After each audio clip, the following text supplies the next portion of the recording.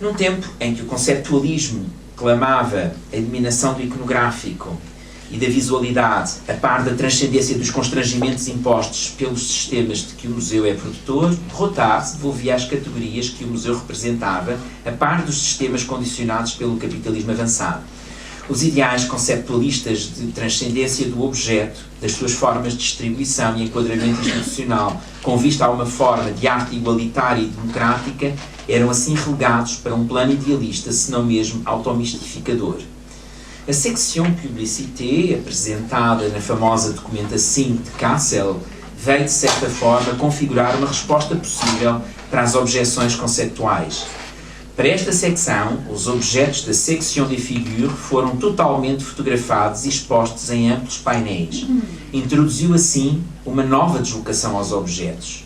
Se nas outras secções havia deslocado os dispositivos do museu que estruturaram a apresentação e o conhecimento do objeto artístico para o lugar do próprio objeto artístico, agora apresentava a exposição do Düsseldorf através dos seus meios publicitários, antecipando o processo de transformação do trabalho artístico sob as condições de circulação e divulgação no contexto tardo-capitalista, com a sua consequente disseminação, quer em formas escritas críticas, quer de mercado.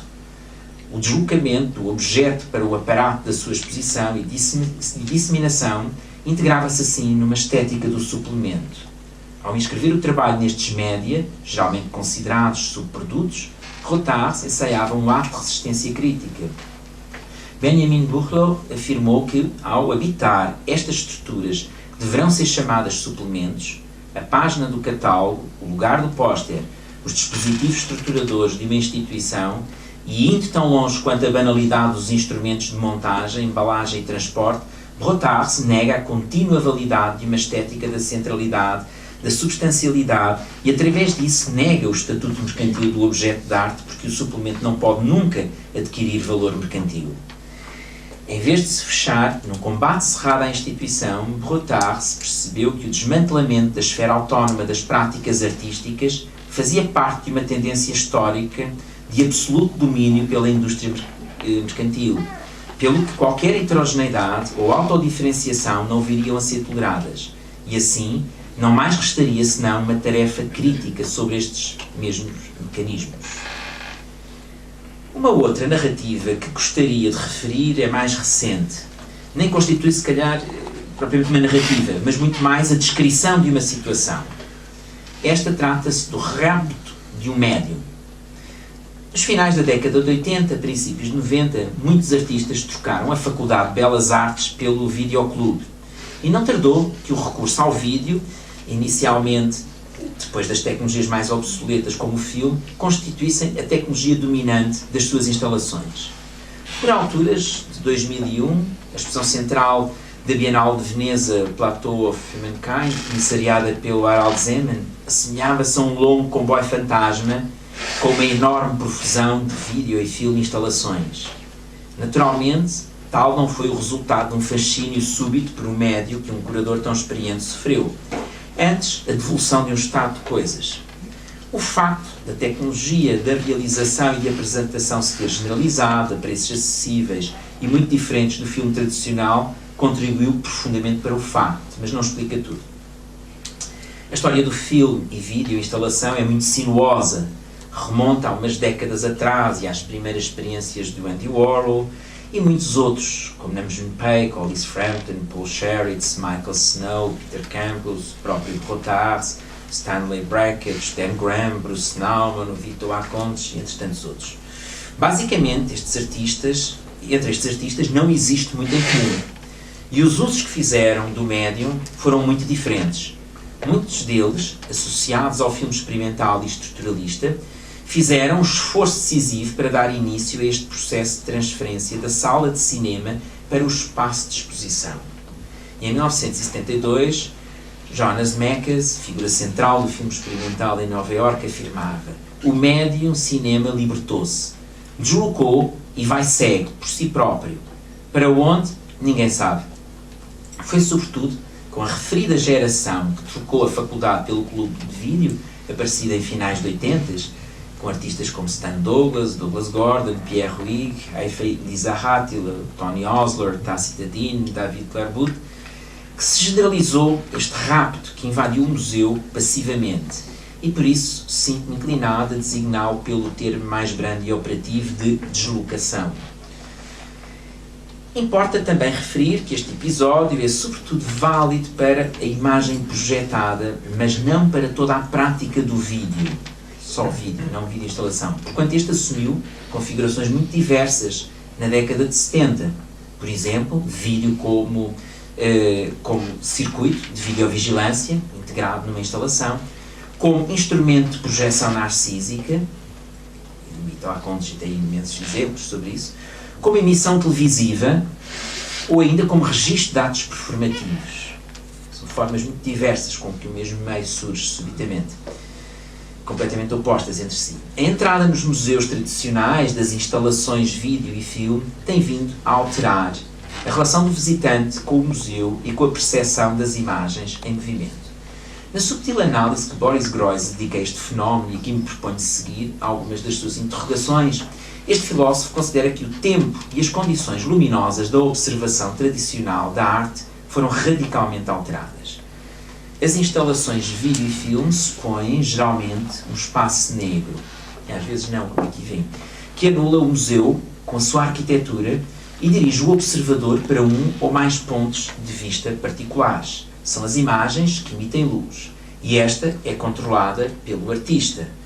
Anteriormente, estava simbolicamente ao lado do observador. As condições temporais da percepção da obra também foram alteradas. Se antes o visitante controlava o tempo que dedicava à observação, as imagens em movimento definem o tempo que aquele deve despender para as observar, retirando-lhe a sua autonomia. Qualquer interrupção gera uma sensação de perda fundamental.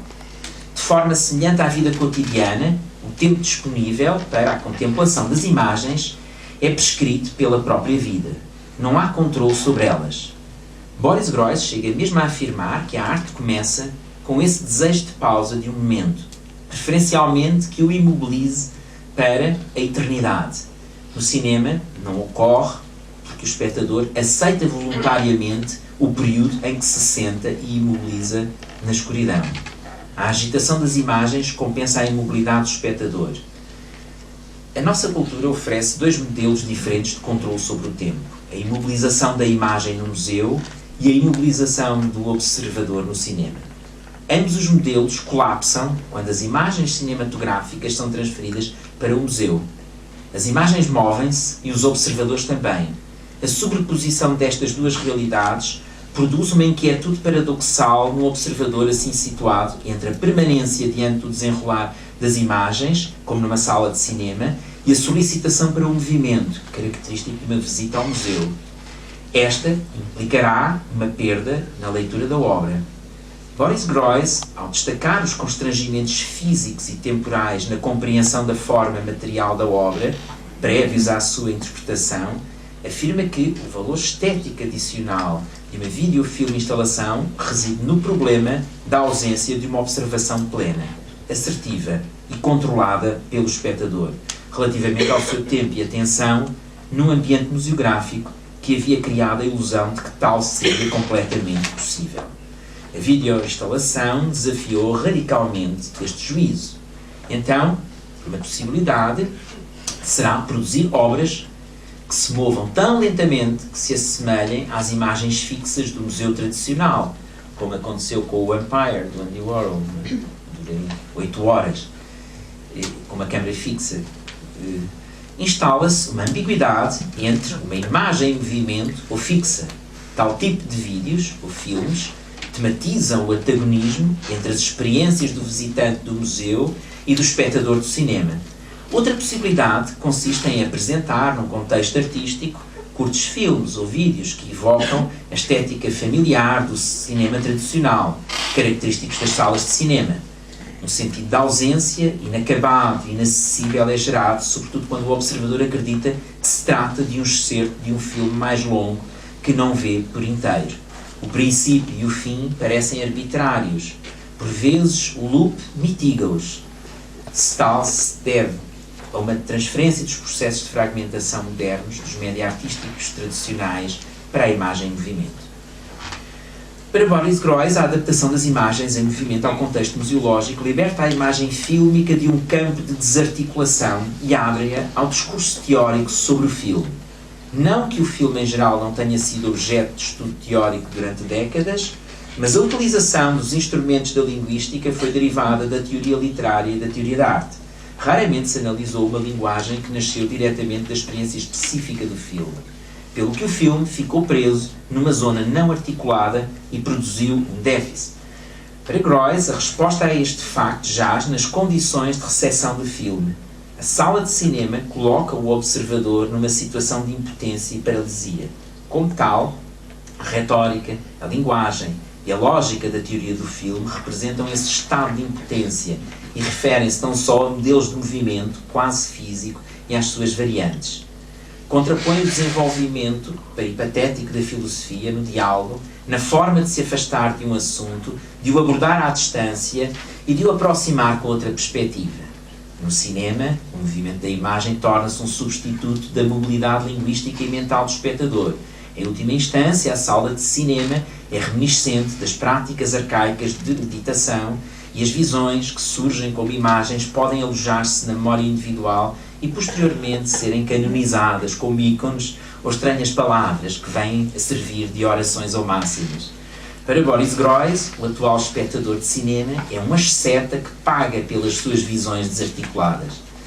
Só é permitido falar retrospectivamente e de memória, tal como numa terapia psicanalítica, pelo que não é acidental que o discurso psicanalítico sempre tenha tido uma grande influência nos estudos cinematográficos.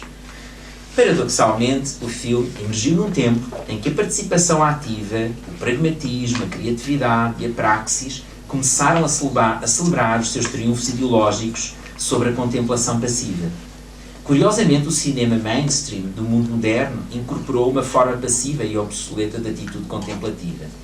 Por outro lado, as instalações de vídeo e filme dos museus produzem outras condições para uma discussão analítica e articulada da imagem vídeo e fílmica. Permitem ao espectador um movimento livre no espaço e o conhecimento de perto do aparato técnico. Por vezes resgatam a imagem vídeo do contexto diário da televisão e levam-na à glória do museu, devolvem a possibilidade de perceber o filme de outra forma, mais complexa e discuti-lo analiticamente. O artista funciona como um observador exemplar que usa a tecnologia da instalação para controlar e excitar a percepção do filme pelo visitante do museu. Idealmente, o observador de uma instalação não adota os resultados destas estratégias artísticas, mas pode considerar e assimilar as próprias estratégias, adquirindo maior conhecimento da sua relação com o filme. Trata-se, assim, de proceder a uma rearticulação da própria linguagem, de uma possibilidade crítica e extrema do médium, se dividir e interrogar o seu ter lugar da sua linguagem e, como tal, conhecer a sua própria representação.